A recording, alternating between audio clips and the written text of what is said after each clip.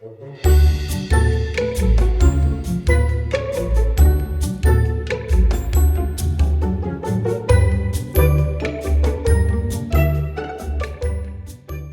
everybody, it's Bobby of Knitter's Niche. Today is my 1-year anniversary of my podcast. Actually, it was yesterday, July 1st, 2022. I put my very first episode out.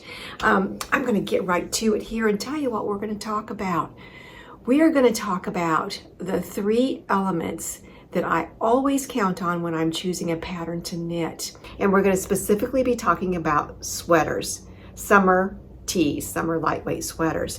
So the first thing we're going to talk about is color work. Now, I'm going to be talking about color work sweaters, and I'm also going to be talking about sweaters that have lace work and textured sweaters. And these are all going to be, that I'm talking about, are going to be done in fingering weight or a light sport weight. So the first thing I want to talk about and what made me choose the 2 sweaters that I'm going to talk about today. So the first thing we'll talk about is we're going to talk about color work, because the first sweater I'm going to be talking about is so unique and so interesting, and it's very simple, and the yarn did all the work by how it changes colors. And the second thing we're going to talk about too is design features. Okay, so you have a pattern, and you have a pattern for a raglan or a circular yoke sweater. It'll have a ribbed neckline, ribbed at the cuffs for the sleeves, and then a ribbing at the bottom. Okay, well that's okay. That's okay. You know, I'll knit that. That sounds nice. But here's what I do. I go through and I really look for all the extras that the designer has taken the opportunity to teach us something new. And that's what I like. I like to learn something new, as we generally do every time we knit a pattern. So here's what I look for. Okay, let's look at the neckline. Is it maybe a lace neckline? Maybe a zigzag, a different kind of something other than your basic knit 1, purl 1 ribbing.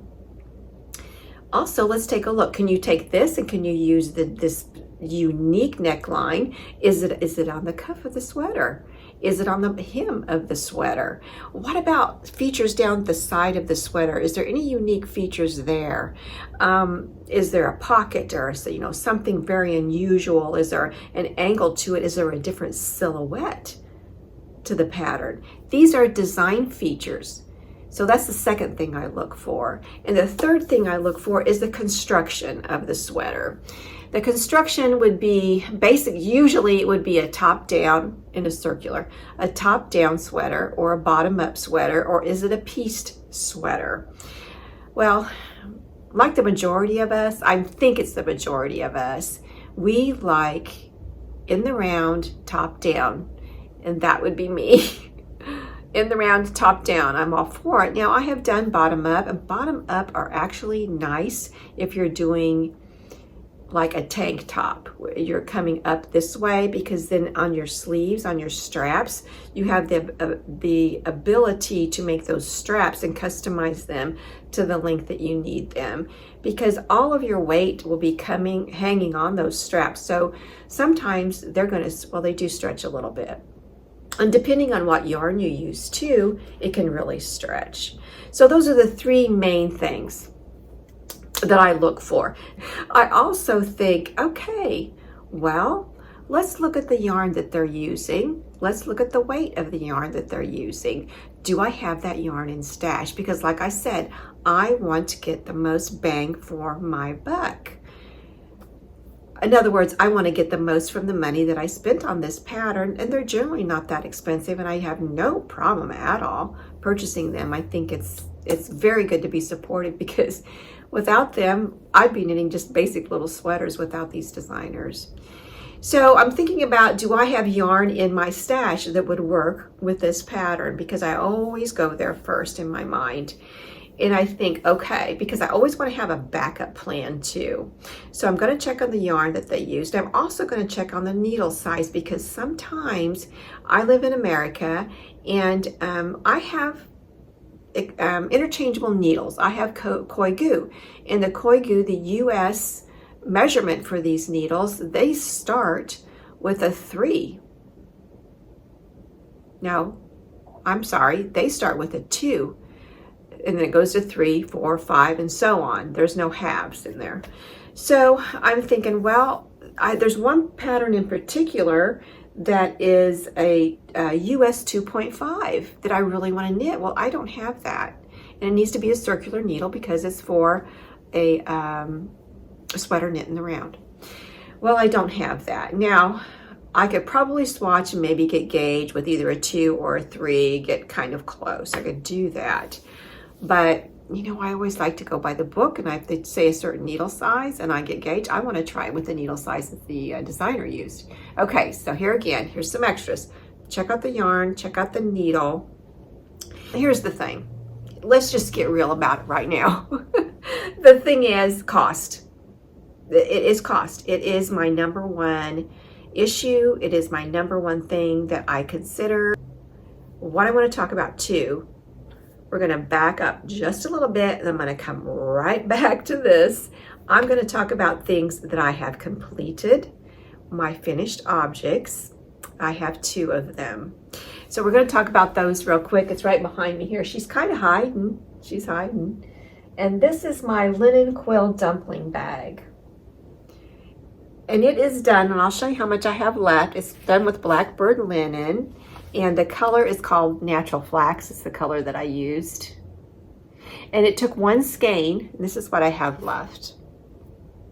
Now, if any of you are planning on using the Pearl Soho linen, the Blackbird linen, can you see here how it's kind of got a mind of its own? See that? I mean, and it's not because it was wound up that it's like that. It just kind of does when you're knitting with it and you put it on your, watch, when you put it on your needle, look, it's fighting with me. It's fighting with me. It wants off of there. So you got to get used to it. And I will say, as I've handled this one more and more, because I have handled it quite a bit, it does get a little, and it's not rough, but it gets softer. It just gets a little more drapey as you handle it. And I actually have a big tip. Of course, this was after the fact. I was talking to one of my friends, and she's been a lifelong knitter since she was quite young, I believe.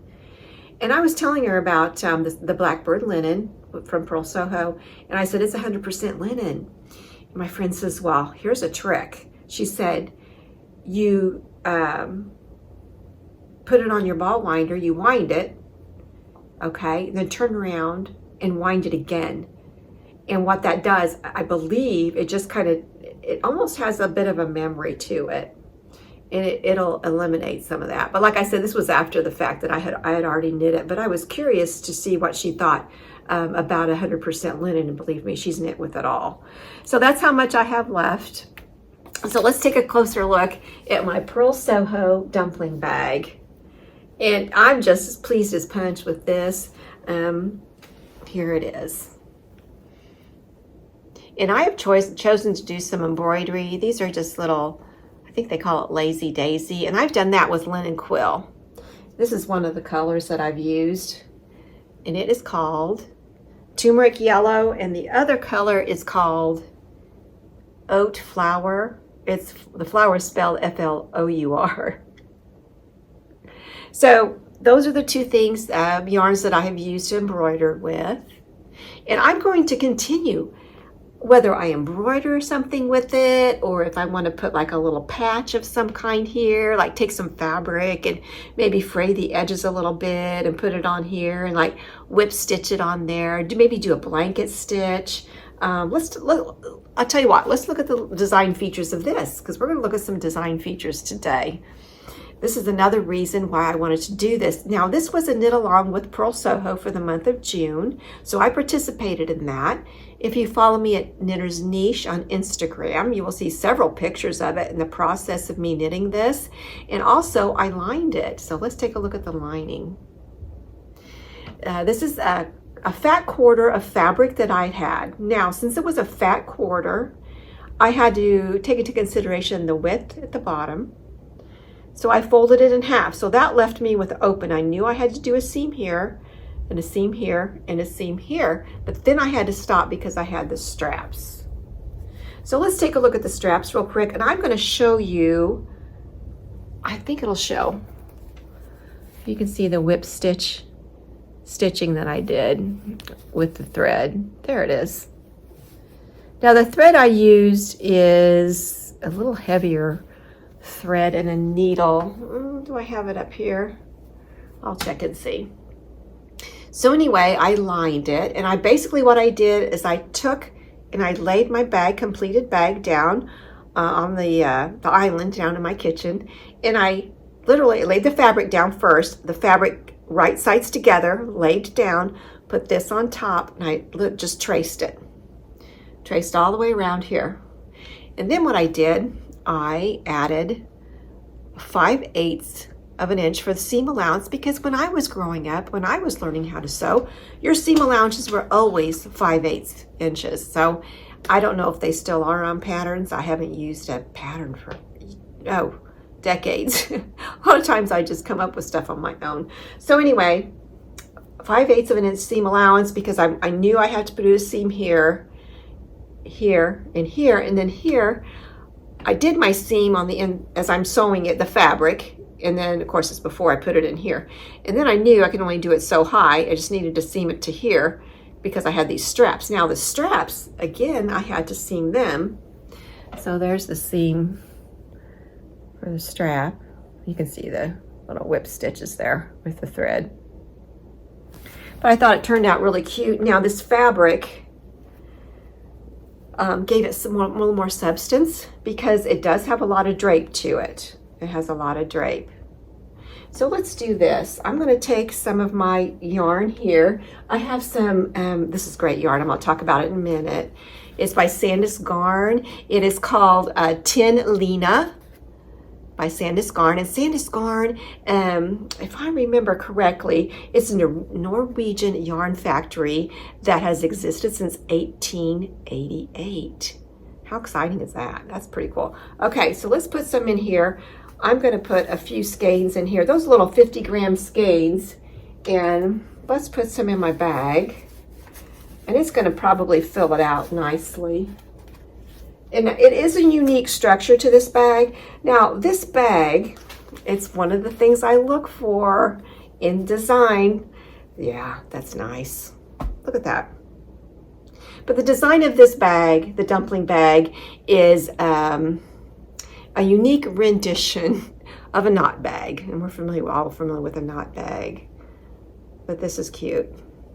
Now the bottom, when you cast on, you are doing a provisional cast on, and don't be afraid of a provisional cast on. I'm going to put a link down below.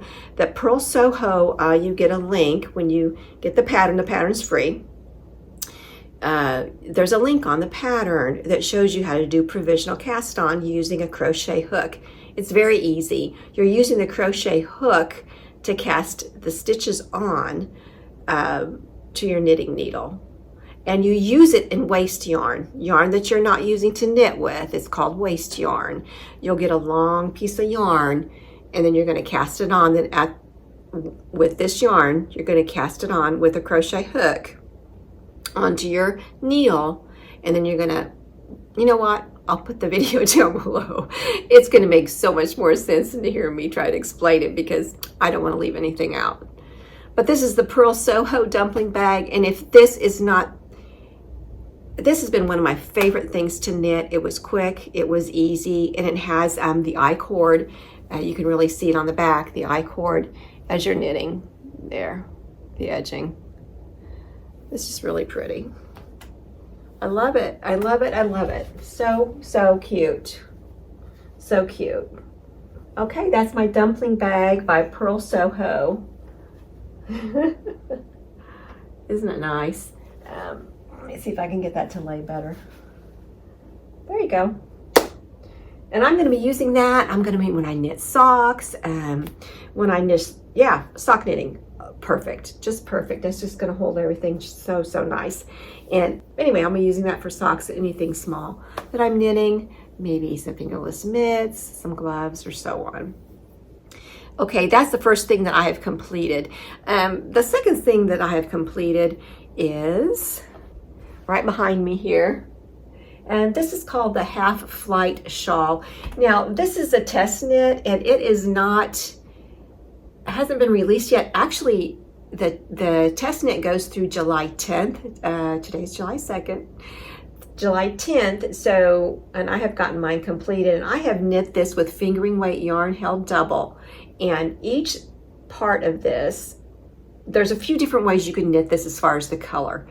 I chose to do a fade, and a fade is when you have at least 3 colors, A, B, and C.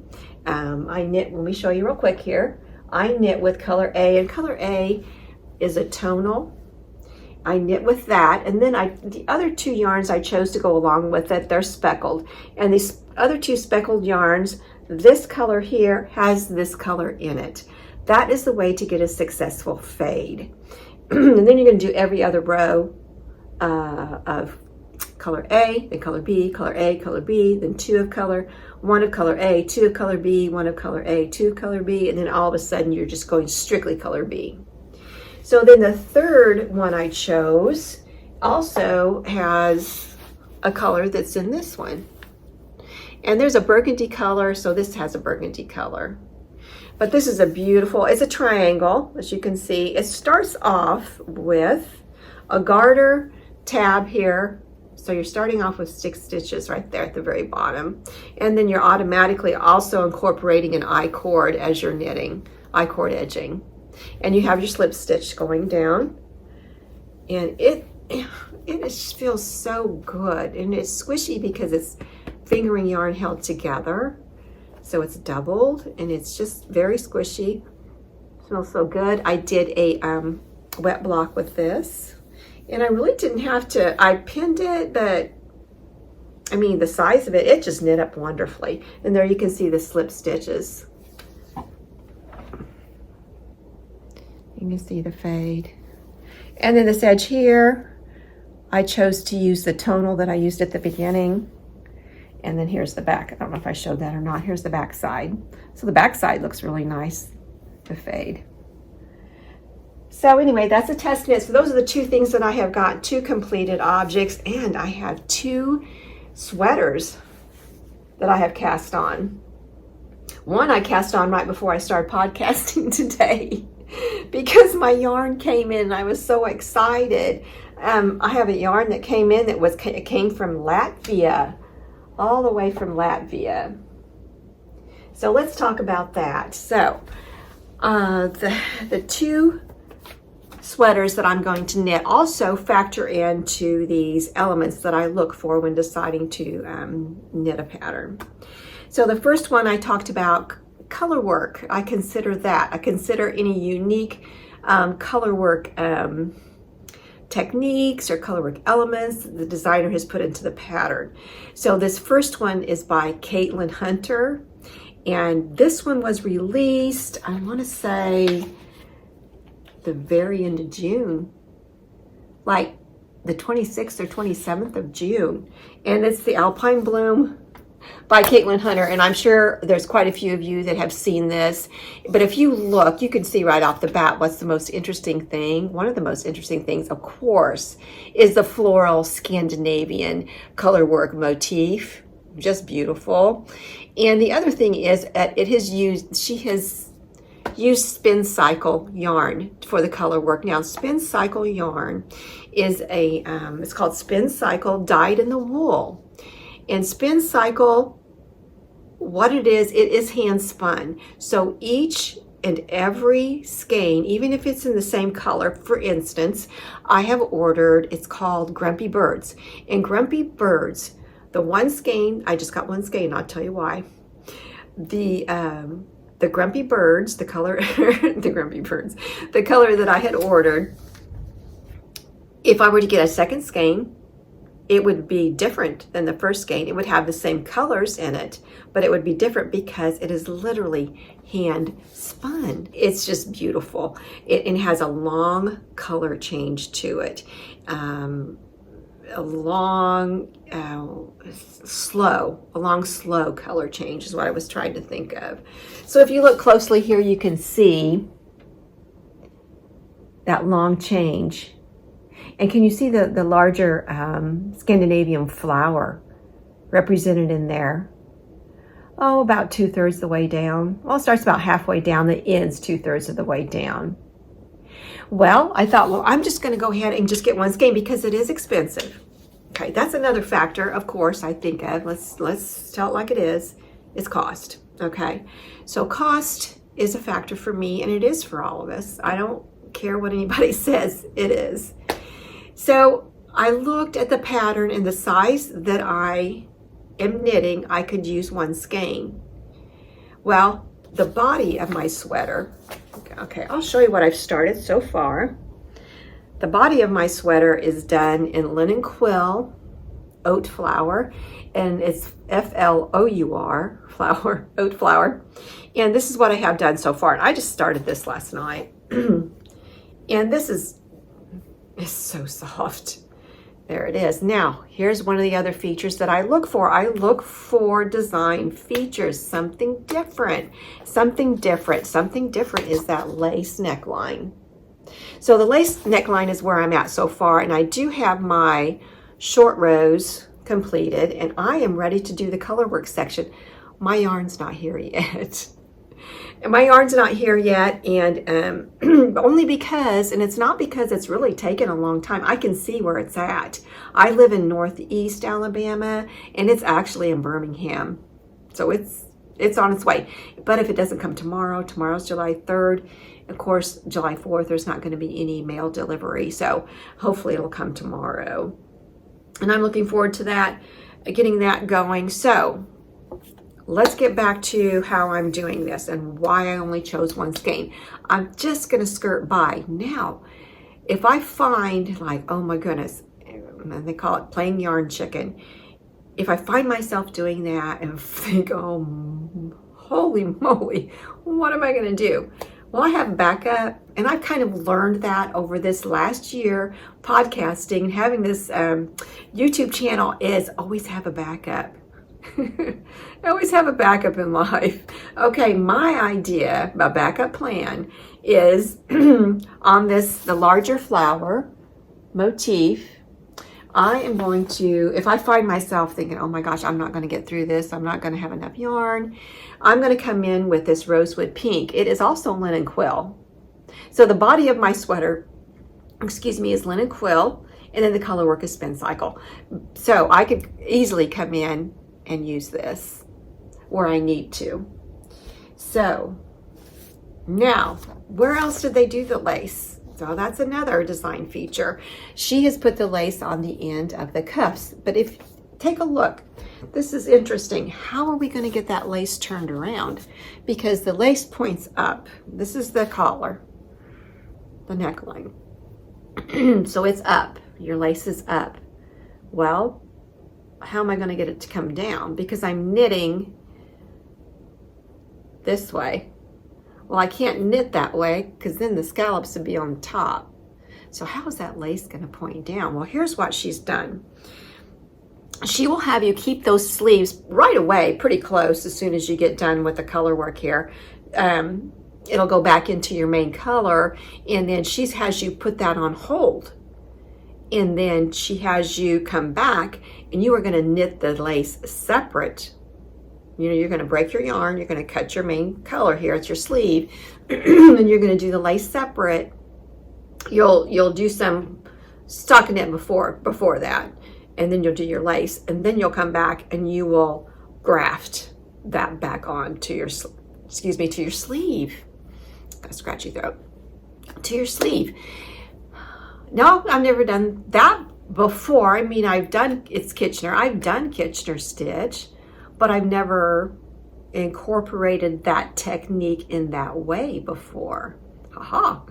So that's something, a bonus for me too. So this pattern is worth the money. And not only that, I follow her on Instagram, and I forgot what day that was. She had, I think it was 20% off on her pattern. So then I saved money there too.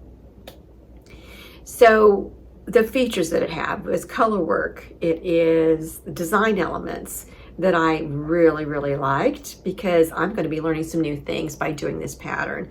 And now, hey, you know what? Someone else on Ravelry, I was looking at some of the projects on there, which has a wealth of information.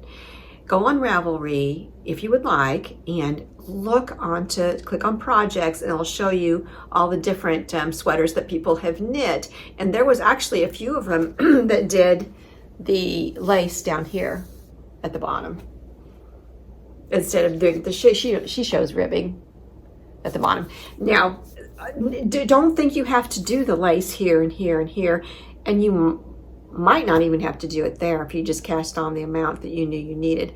I would recommend you do it there. It's beautiful. It's got some eyelet right underneath the lace there. But if you don't want to do the sleeves that way, if you think, you know what, I don't want to graft that on, or I don't really want the lace there, just do ribbing. And she talks about that in the pattern, tells you how to do that, tells you how to go on forward and do that instead. So there's a lot to this pattern. It's very well written. She's been doing this for a very long time. The color work is charted. It's charted. It's a big, bold squares. It's charted. You can read very easily, very easily. And I can tell already that I'm going to fly through this pattern once my yarn gets here. If you might hear some thunder, it's starting to thunder outside right now. It is actually, see what time it is here. It's 3:20 Central Time here in Northeast Alabama. So I'm going to lose some color because it's getting pretty cloudy out there. Okay, that is the first sweater I wanted to talk about, and I want to talk about the three main elements and why I chose to knit that sweater. Now, there's another sweater that I actually casted on right before I started podcasting today, and I started filming, and it is called the Ilya. Ilya? Isn't that beautiful? And I'm going to put her name there so you can read it and see who that's by. It's worked from the top down in the round. That's good. Construction. I'm a top down in the round. I like that. Top down in the round. After the delicate yoke, the top of the sweater is shaped with raglan increases. So you'll have your yoke, and then you'll have raglan increases here, resulting in a comfortable sweater with well-defined armholes. Once the stitches of the sleeves are put on hold, the body is knitted in the round with pretty braids on the sides. Now, I'm going to put some pictures of this up here. I really can't show you here because the pattern is a paid-for pattern. That's one of the things that got me. It's literally a braided stitching, just beautiful, that comes clear down here. It's beautiful. Let's see. Oh, pretty braids on the sides revealed during movements. Like when you move, it just shows beautiful. Just core. The ribbed edges are nicely highlighted by broken lines of twisted stitches. Twisted stitches is a whole nother thing. You'll find that in the ranunculus that I have on, some gorgeous twisted stitches. This pattern is a ranunculus and then some. I can see that just by looking at the pictures, but I'll put some pictures up here for you so you can see, and it might even be down through the middle that you can see. I'm actually using a different editing app than I was before, so I've got it does it a little bit differently, so usually the picture comes right down the middle, so I'll put some pictures in there for you to see. So that's what I'm going to tell you about. Now, the yarn that I'm going to be using for this, I'm going to get you a closer look at that again. I'm going to be using, and I actually have, like I said, I started this right before I started recording today, is the Sandnes Garn Lena. I had put the other tin Lena, which is a thinner weight of this yarn. That's what I put in my Pearl Soho bag here a few minutes ago. Now, the Sandnes Garn Lena is 53% cotton, 33% viscose, and 14% linen. And the needle size requirement is US 6, which would be 4mm needle. It's a 50-gram ball, equals 120 yards, or 110 meters. Okay, the texture of this yarn is, it's smooth, it's soft, it's oh, and let me do this, let me show you. right here. This is the color number 3011. And can you see how it's almost kind of rippled? Well, here we go. I started this just right before. So I have my short row section all done. I'm actually ready for the the textured section to start. So these are my short rows. You can see. German short rows. This features German short rows. Don't be afraid of German short rows if you're fairly new to knitting sweaters. What German short rows do, which I'm sure a lot of you already know, but just to go over some of the knitters that might not know. A German short row, you are knitting and then you don't go clear. They give you a specific area. It's generally right back through here. You are actually turn your work with your yarn held in the front, bring it, slip that yarn up and pull, and it causes a double stitch. And then, so now you're going to be purling, but you're not going all the way around. You're just going in doing short rows back and forth like this. It's very easy. I would highly suggest the German short rows. I can put a link down below to let you see a video on how to do that, because Purl Soho is a great video that tells you about German short rows too, that I would recommend that. So I would say the texture, and actually this is they consider this a worsted weight yarn.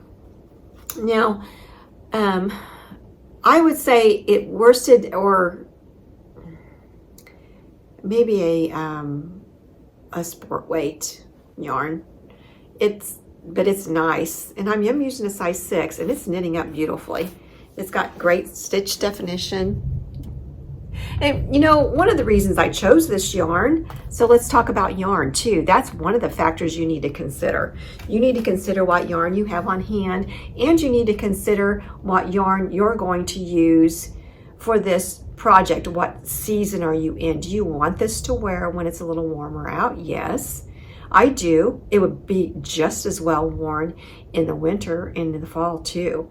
But I can also wear it when it's warm, because I am from Northeast Alabama now, so it's pretty warm, pretty humid here.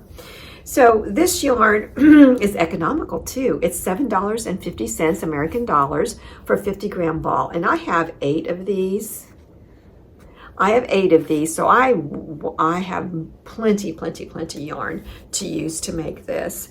So this pattern, I will say that Ilya is packed full of stitches and ideas, and you know, just for the fact that they've got the braid coming down that is revealed with the movement of your body and swings, I just like, I got to do it. So there's well over 700 projects where people have knit this sweater, over 750 some, I believe, people have knit this sweater. So what I did was I went into Ravelry, looked at some of the projects, and was reading some of them. And you can look up yarn suggestions. And I looked up yarn suggestions. I thought, I have this yarn. Did anybody else use it? Yes. And the lady that used it, I think there was one person that used this, the Lena, not the tin Lena, not the thinner one, but the Lena. What she said, this yarn and this pattern were made for each other, these two. Now, I have never heard anybody say that. This yarn and this pattern were made for each other. So I thought, by golly, I'm going to do it. I've got the yarn and I've got the pattern. So I started that. So I've got 2 on the needles using elements that I look for, that I'm really adamant about looking for and finding in a pattern that I want to knit. So let's see here. Oh, let's go ahead and talk about the tin Lena. Now, the tin Lena, like I said earlier, it was much finer, and it is suggested, let's see, the needle size, the tin Lena is suggested a 2.5 US needle, which would be a 3 millimeter needle, and 50 grams has 241 yards, and the color is 1015. This is a color, and here's the difference in the color. This one's more, oh, I hope you can see that. There you go. A little more caramel color. Caramel color, I guess. Okay, so I have summer yarn galore to use and to work with. And so those are 2 acquisitions that I made. And then my third one is my Spincycle that I'm waiting to come in the mail. And hopefully that'll come tomorrow. Hopefully it'll come tomorrow. Okay, well, I think that's everything, everybody. We've gone over, you know, things to consider when you're picking out a pattern. Another one too is seasons. Consider your season which you're in and what season you want to knit for. And that's really gonna fall down as far as yarn, and make sure you have the needles to go with that. Oh, real quick, I don't think I talked about this one. I do this a lot, real quick. This is the haiku, and this is by Knitting for Breakfast. And this is the one that I'm going to be using, the Tin Lena yarn, the one we just have here. I'm going to be using this yarn, the lighter of the 2, but I'm going to be using it held double. Now, here's the thing. The needle is a 2.5 US, and my interchangeable needles, both types of needles that I have, the Koigu, which is the steel, and also the bamboo that I have, do not have a 2.5. So I'm trying to decide, do I want to go ahead and get that size of needle to order one? Because the majority, I have noticed really, the majority of designers are conscious of that. They're conscious of their US customers, that the most used needle sizes are your even numbered US, you know, 2, 3, 4, 5, 6. That is actually, and the thing about US needles, those are not, it's not an actual measurement. Now, the metric ones are absolutely an actual measurement. So why we're different, you know, yeah. Anyway, but so I really like this pattern too. And the reason I like this one so much is, again, it has some nice design elements to it. It's just not your ribbed collar, it's a lace collar. It's just not your basic lace yoke. It has baubles in it too. So I have more than enough yarn to hold that Tin Lena yarn, hold it together and knit it together. So that's another one that I want to knit, because it has all these nice elements. I just can't stress enough, just anything to learn more into, you know, it's comfortable to knit the same sweater all the time. I'm always chasing the next best thing.